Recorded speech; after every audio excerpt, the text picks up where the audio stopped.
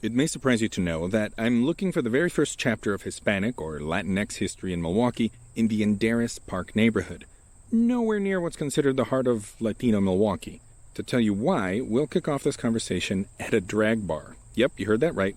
But for now, let's just say that over the course of 3 episodes, we'll meet a historian, an organist, and a drag performer as we talk about the remarkable life of the first Latino to settle here, almost 130 years ago.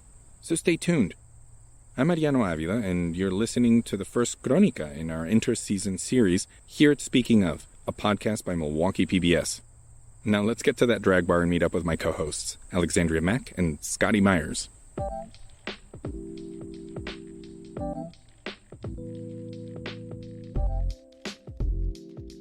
We are on 5th and National at Hamburger Mary's. The gentleman that I interviewed to ask who the first Hispanic person to settle here is, I asked him, what is the heart of the Hispanic community for you? And he said, 5th and National, no question.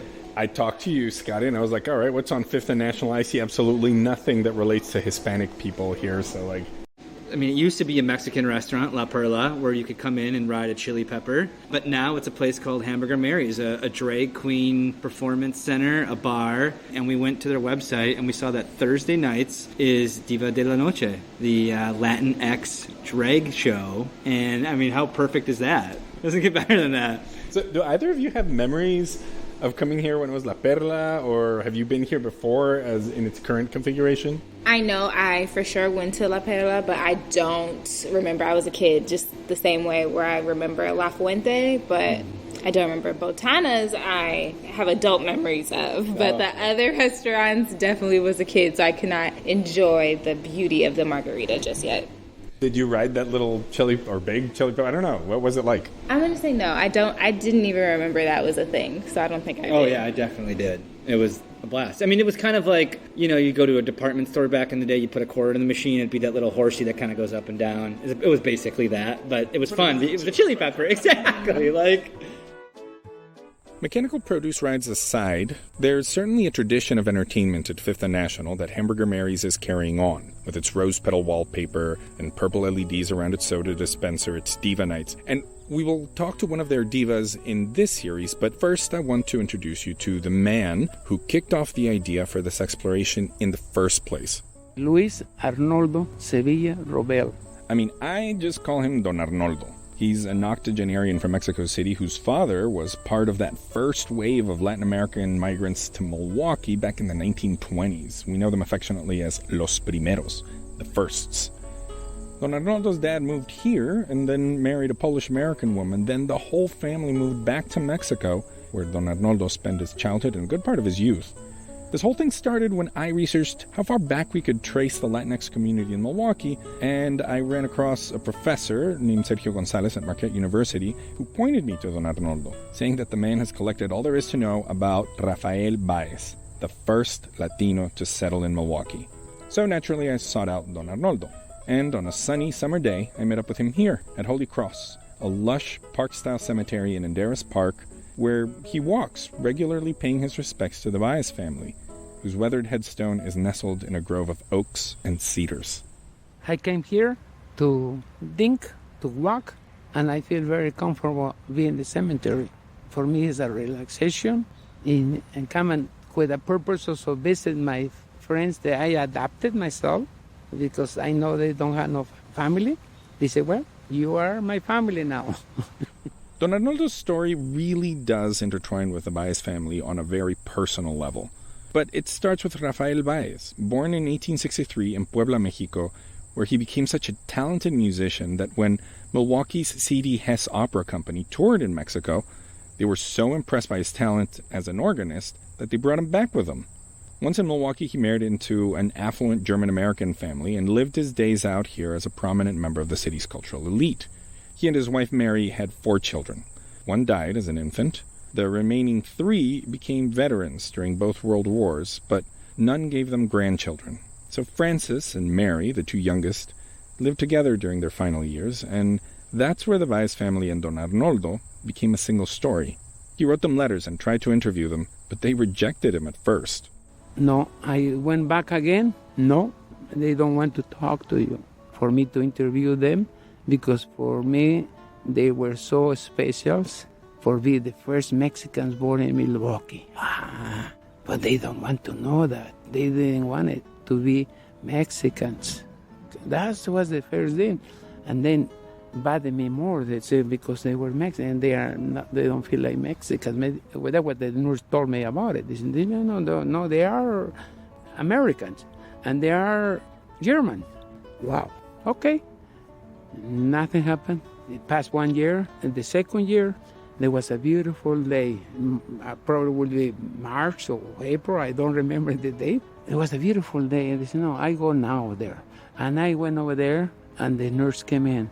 And they said, "Oh, how are you, Mr. Sevilla?" She knows me already. She likes me. And they say, "Oh, you know what? They are so happy today. They are very happy right now because the day and this and that." Wait for me. I want to talk to them about who you are. And they said, "Okay, what? Talk." I wait for it. I wait maybe 5 minutes or something like that outside. And then she come in. "Mr. Sevilla, they agree to meet you. And they invite you to come in. They want to meet you too." After 2 letters. And I entered and I saw them both.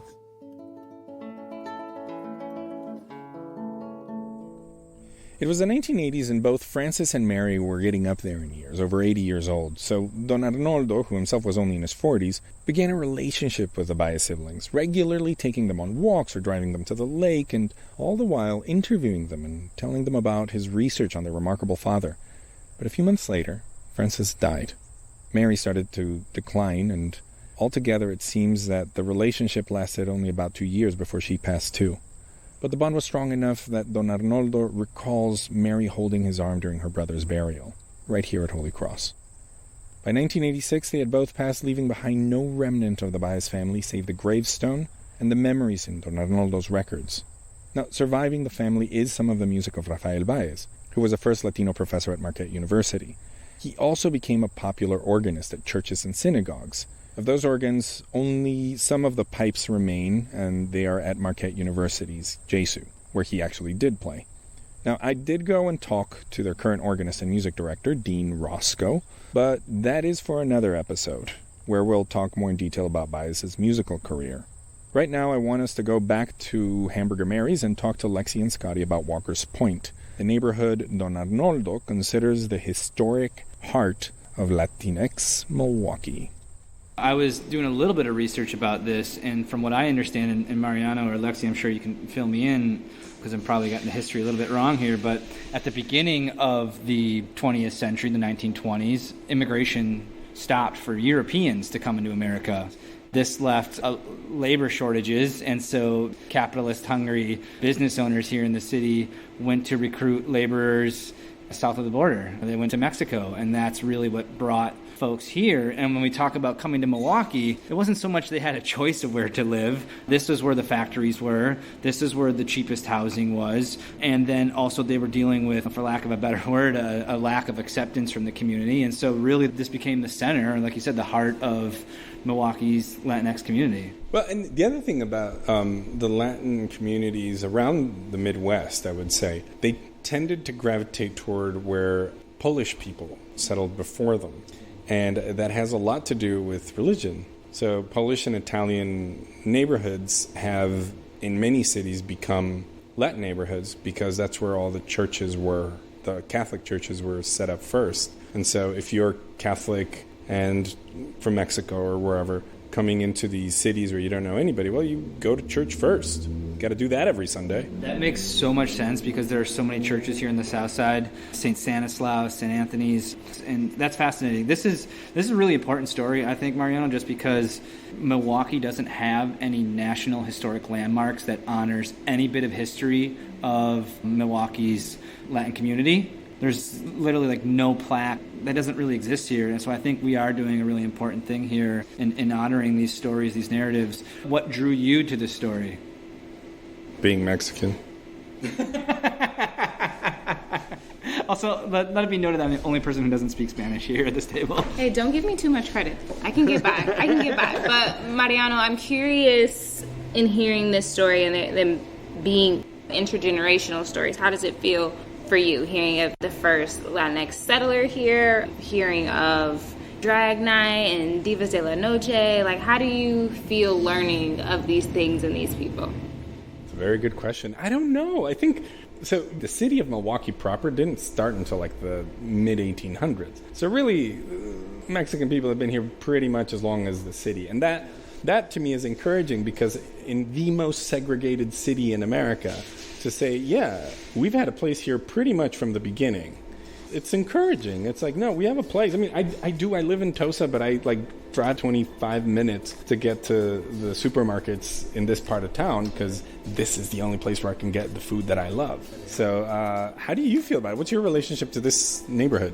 Growing up, I lived on the northwest side of Milwaukee, and I still live on the northwest side of Milwaukee. So I didn't frequent the south side that often, besides coming to get amazing food, of course. And now in my adulthood, I do come down here pretty often. And it's interesting because gentrification, and I feel like in my adulthood I've seen that, in the sense of I've had a friend who lived in a loft down here, and the rent was like crazy prices, so we like helped move her in, and we also helped move her out because it was getting priced out. But also just like the types of businesses, it's like you can have a Mexican restaurant right here, but then you also have like a non-Mexican restaurant that's like kind of random, or like a juicing spot or something, you know, a random ice cream place. I actually had my first therapist on this part of town, so it's just like that variety of like seeing the old and the new.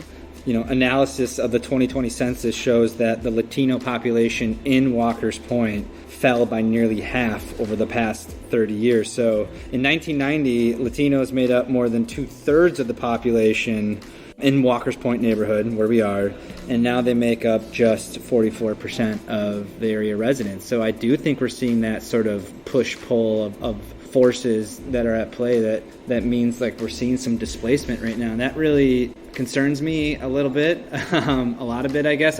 There's so much magic in these places, and I think Milwaukeeans are naturally like nostalgic. Like we always look back and it was always better back then, and we know that's not true. And I'm just afraid like in 20 years, I'm going to see this neighborhood and be like, oh, this is nice. This is a great building. This is a great restaurant. This is a great whatever. But man, 20 years ago, it looked like this. It felt like this. And so that's one of the things like I'm thinking about right now. On the flip side, it's worth thinking about the fact that Milwaukee's black and white populations are shrinking. People leave and pass away, and there just aren't enough babies to replace them. But the Latinx community, along with some of the Asian communities here in the city, are replenishing the population, adding children, workers, and students, the tax base of the future. And speaking of the future, we'll have to save the rest of this Crónica for the next 2 episodes. More on the bias story, our interview with Jesu organist Dean Roscoe, and our interview with Marbella from Divas de la Noche at Hamburger Mary's. So stay tuned. This is our inter-season series, La Crónica, The Chronicles of Milwaukee, here on Speaking Of, a podcast by Milwaukee PBS.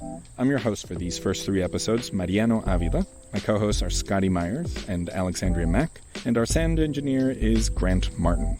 See you next week, and thanks for listening.